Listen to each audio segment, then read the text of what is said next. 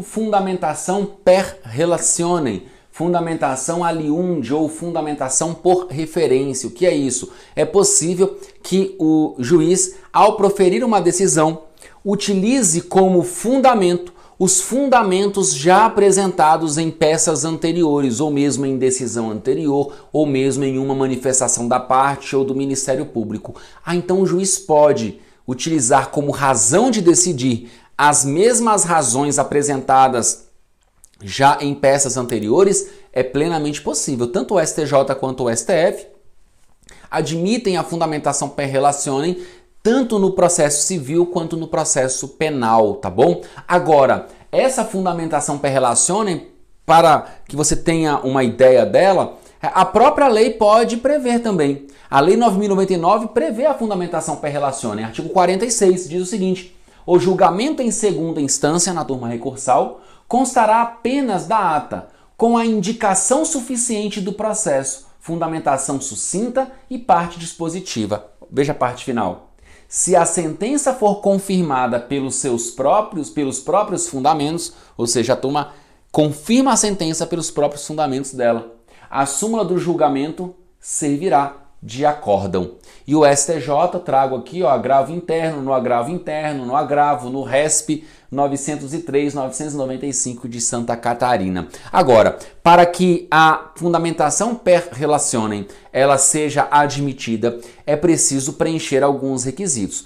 Primeiro requisito, que o ato processual referido na decisão esteja no processo. Então, ou seja, o juiz não pode fazer referência a uma fundamentação que foi apresentada em um outro processo. Essa fundamentação deve ter sido apresentada no mesmo processo. Esse ato, essa decisão anterior, essa manifestação anterior deve estar substancialmente fundamentado. Substancialmente fundamentado, ou seja, essa fundamentação deve ser substancial. Não pode ser uma fundamentação ali rasa, tá bom? Uma fundamentação substancial. E em terceiro lugar, não pode ter havido nenhum fato superveniente ou nenhuma outra questão jurídica superveniente, porque daí essa questão nova, esse fato novo, ele deve ser objeto de análise de fundamentação. Então, preenchidos esses três requisitos, é possível a fundamentação per relationem, tá bom? É muito difícil, meus amigos, isso ocorrer na sentença, tá bom? Eu, particularmente, até acho que na sentença não é possível, mas a jurisprudência ainda não há, em relação a essa questão, um entendimento aqui pacífico, mas o fato é que é muito comum essa fundamentação per relationem em decisões interlocutórias, tá? Em sentença já é mais difícil. Muito bem, vamos avançar. E por fim o dispositivo. Falamos do relatório, falamos da fundamentação e agora o dispositivo rapidamente. Olha só. Dispositivo. O dispositivo da sentença é a conclusão. É no dispositivo, muito cuidado, que como regra haverá a construção, haverá, portanto, a incidência da coisa julgada. A coisa julgada, ela recai sobre o dispositivo da sentença. Por quê? Porque é no dispositivo que a questão principal é decidida. Muito bem. Só que quando nós falamos em dispositivo, nós temos que ter em mente que a sentença precisa ser congruente. Aliás, a decisão judicial precisa ser congruente. A sentença, o acórdão, a decisão interlocutória. O pronunciamento do juiz precisa ser congruente. E essa congruência significa coerência. A decisão deve ser coerente. E quando nós falamos em congruência, nós temos que analisar o princípio da congruência sob duas perspectivas, uma congruência interna e uma congruência externa. A congruência interna significa a decisão judicial deve ser congruente em si mesma, ou seja, o dispositivo deve ser uma decorrência lógica da fundamentação. O juiz não pode fundamentar no sentido da procedência e ao final julgar improcedente o pedido do autor. O juiz não pode fundamentar no sentido de proferir uma sentença condenatória de caráter pecuniário e no dispositivo determinar que a parte faça ou deixe de fazer alguma coisa. Ou seja, um dispositivo relativo a uma obrigação de fazer. Portanto, deve haver essa coerência, essa é a congruência interna.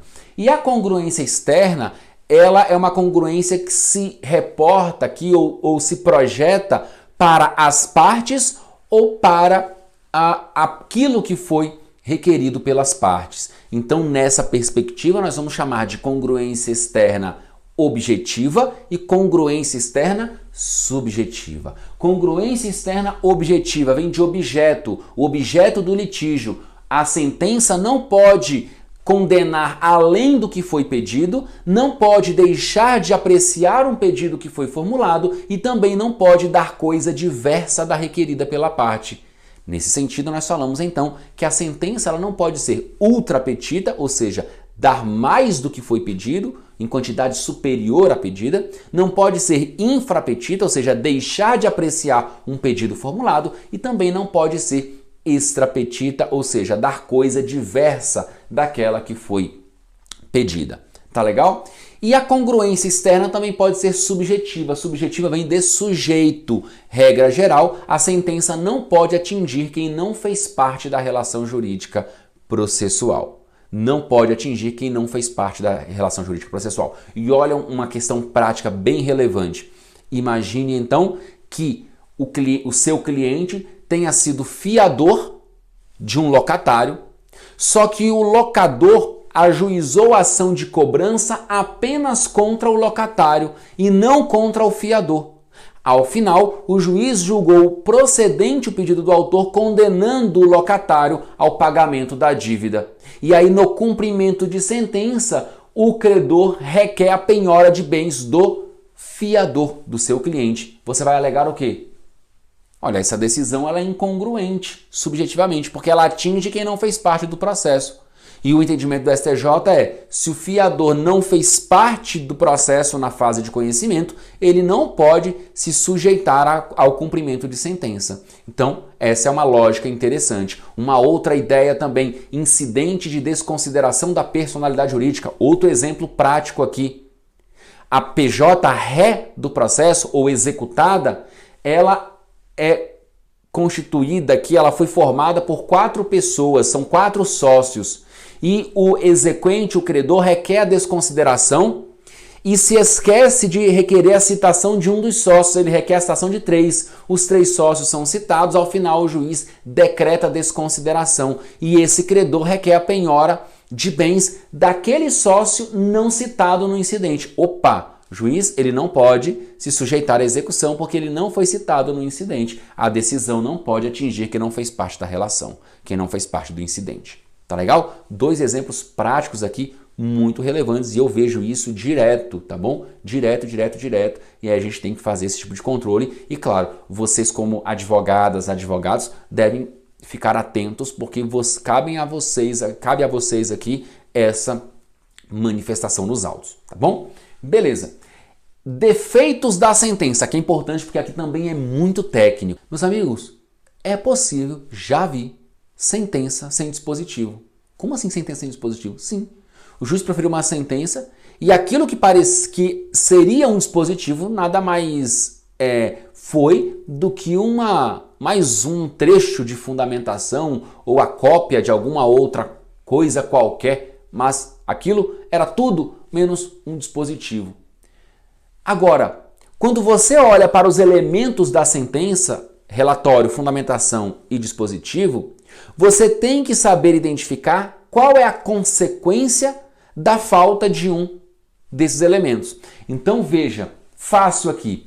Se a sentença não tiver relatório ou não tiver fundamentação, ou seja, sentença sem relatório, naquelas hipóteses que a lei exige e a regra geral é a sentença deve ter relatório. Ela só não terá relatório quando a própria lei dispensar. Fora do juizado, a sentença tem que ter relatório.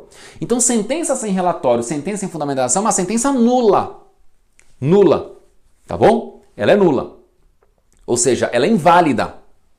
Não tem validade.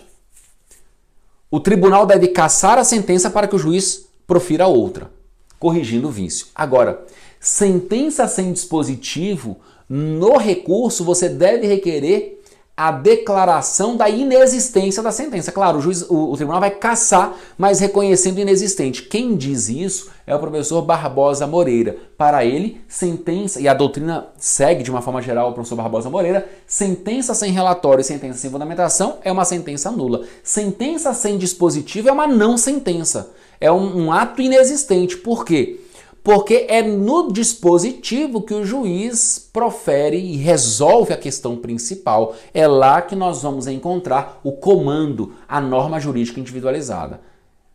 Sentença sem essa norma jurídica individualizada, sem esse comando, sem a resolução da questão principal, é tudo menos uma sentença. Então, essas nomenclaturas são importantes para que você tenha essa técnica processual no momento de arguir uma inexistência de sentença por falta de dispositivo ou mesmo uma nulidade de sentença por falta de relatório ou de fundamentação. E se a sentença deixar de apreciar um pedido e transitar em julgado? Olha que interessante. O autor requereu lucros cessantes, danos emergentes e danos morais. O juiz julgou os danos morais, julgou os danos emergentes, mas se esqueceu de apreciar os lucros cessantes. O seu cliente, que estava sendo patrocinado por um outro advogado, claro, não é você, porque você não vai deixar que isso aconteça, não recorreu.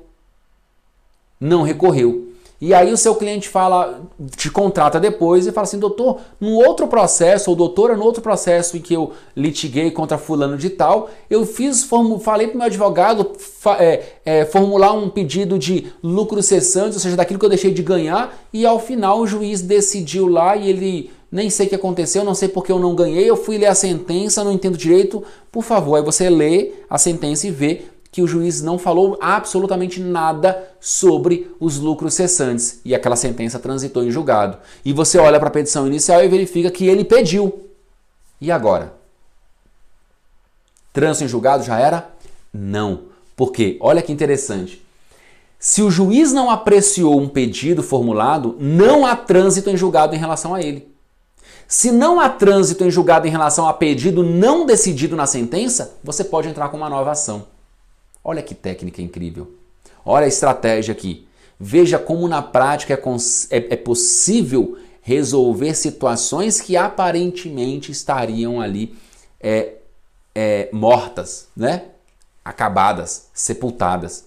Então, é importante perceber isso. Se o juiz deixar de apreciar um pedido e a sentença transitar em julgado, você pode ajuizar uma nova ação, não precisa rescisória. Você não vai desconstituir a coisa julgada foi formada em relação àquilo que foi decidido. Se um determinado pedido não foi julgado pelo juiz, o juiz se esqueceu, você entra com uma nova ação apenas para discutir aquele pedido, tá bom? Modificação da sentença após a sua publicação. O juiz pode, de ofício, modificar a sentença após a publicação? Em tese, ele pode, basicamente em 3 casos, tá bom? Basicamente em 3 casos. Para corrigir algum erro material, para corrigir algum erro de cálculo ou por meio de embargo de declaração, nessa última hipótese, claro, dependerá da manifestação, da provocação da parte, dos embargos que devem ser opostos pela parte interessada, tá bom? Mas se você for ler o artigo 494 do CPC, você vai verificar que nessas 3 possibilidades há essa previsão de modificação da sentença pelo juiz pelo mesmo órgão prolator, né, da decisão após a sua publicação, para correção de erro material, correção de erro de cálculo e também por meio de embargos de declaração. Sentença em relação jurídica condicional. Muita atenção para esse ponto aqui, principalmente aqueles amigos, aquelas amigas que atuam no direito das famílias, tá bom? Artigo 492, ele traz a seguinte redação. É vedado ao juiz proferir decisão de natureza diversa da pedida, bem como condenar a parte em quantidade superior ou em objeto diverso do que lhe foi demandado.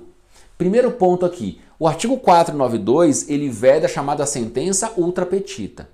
Agora, deixa eu te perguntar uma coisa, e a sentença ultra petita é aquela que dá mais do que foi pedido. Olha só que interessante, lá no direito das famílias, nas ações de família, nós temos algumas mitigações também a essas regras processuais, tendo em vista o direito tutelado, o interesse tutelado. Veja só, o juiz não pode dar além do que foi pedido, certo? Certo. Agora deixa eu te mostrar como é possível na prática. Imagine uma ação de oferta de alimentos. Ação de oferta de alimentos. Veja, o autor da ação de oferta de alimentos é o alimentante, aquele que tem que alimentar. O réu é o alimentando, aquele que será alimentado. Beleza.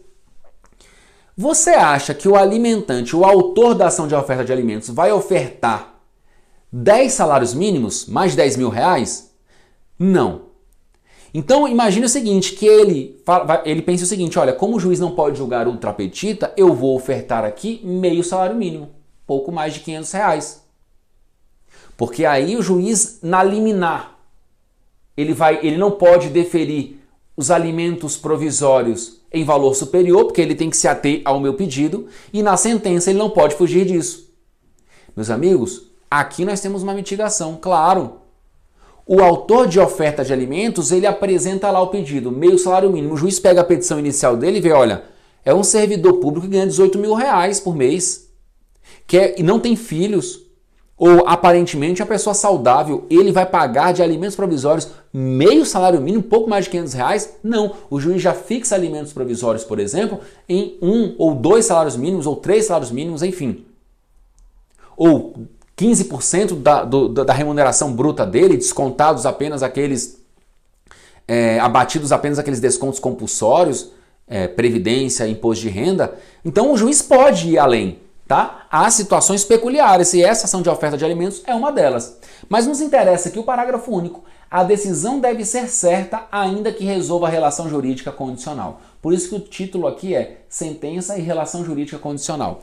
Não confundir uma relação jurídica condicional, ou seja, uma relação jurídica de direito material sujeita a uma condição, com sentença condicional. O que é a condição? É aquele evento futuro e incerto. Se aquele evento ocorrer, haverá uma determinada situação jurídica. Então, por exemplo, eu vou doar um veículo para o meu filho quando ele se formar em direito.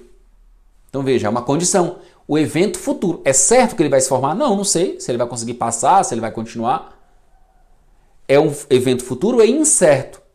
Muito bem. Então, aquele negócio, ele se concretiza, ele se opera no momento em que aquele evento ocorre.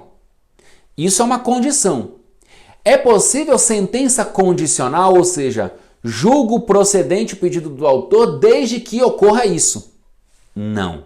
A sentença condicional não é possível, mas é possível que uma sentença resolva alguma relação jurídica sujeita à condição. É por isso que o parágrafo único diz: a sentença deve ser certa, ou seja, a sentença certa é a sentença expressa. O pedido deve ser certo, o pedido deve ser expresso. A sentença também deve ser expressa nesse sentido e que, portanto, ela não pode se sujeitar, os seus efeitos não estarão sujeitos a uma condição.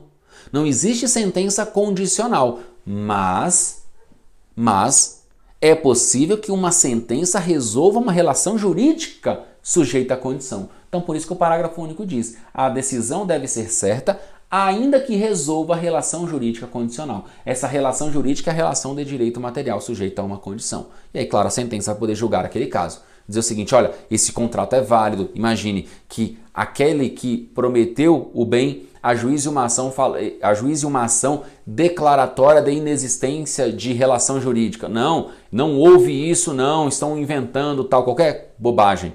Ou pleiteando a invalidação daquele documento onde consta a condição. Veja, o juiz vai julgar uma relação jurídica sujeita à condição. Isso não torna a sentença uma sentença condicional. Tá legal? Beleza.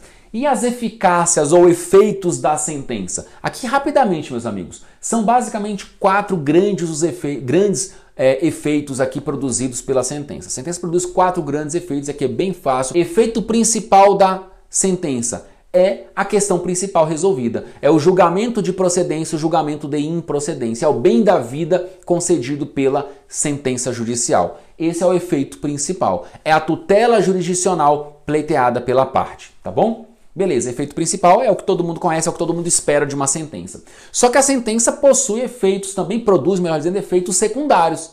E aqui, dentro desses efeitos secundários, nós temos o efeito ou eficácia anexa. O que é uma eficácia anexa? É um efeito produzido pela sentença que independe da vontade do juiz, decorre da própria lei. Por isso que anexa, é um efeito anexo à sentença. Ainda que o juiz não diga nada, essa sentença produzirá esse efeito. Por exemplo, o juiz não precisa dizer que a sentença vai valer como título executivo judicial, porque o próprio CPC fala que a sentença é um título executivo judicial. O juiz não precisa dizer que aquela sentença pode ser levada a registro para fins de hipoteca judiciária, porque a lei já diz que a sentença pode ser levada a registro para fins de hipoteca judiciária. Perceberam? São efeitos anexos da sentença. Eficácia reflexa quando a sentença atinge indiretamente, produz efeitos para fora do processo, atingindo quem não foi parte do processo. Eu disse que, regra geral, a sentença não pode atingir quem não fez parte da relação processual, mas é possível em alguns casos e a sentença muitas vezes atingirá reflexamente quem não fez parte do processo. Exemplo, a ação de despejo movida pelo locador contra o locatário. Nessa ação, o juiz, ao decretar o despejo, essa sentença de despejo atingirá inevitavelmente eventual sublocatário. Então, o locador propõe ação contra o locatário. Se houve uma sublocação, essa sentença, evidentemente, também atingirá o sublocatário, que é um efeito reflexo, uma eficácia reflexa da sentença. Tá legal? E, por fim, eficácia probatória. A sentença, ela também serve como prova dos atos que ocorreram no processo. Consta lá na sentença que fulano de tal foi ouvido na qualidade de testemunha. É uma prova daquele ato processual. A sentença, ela prova o ato decisório como um todo. A sentença, ela por si só é uma prova daquilo que ela revela, da decisão que ela produz. Tá bom? Agora, a sentença, ela não é prova absoluta de que os fatos realmente ocorreram.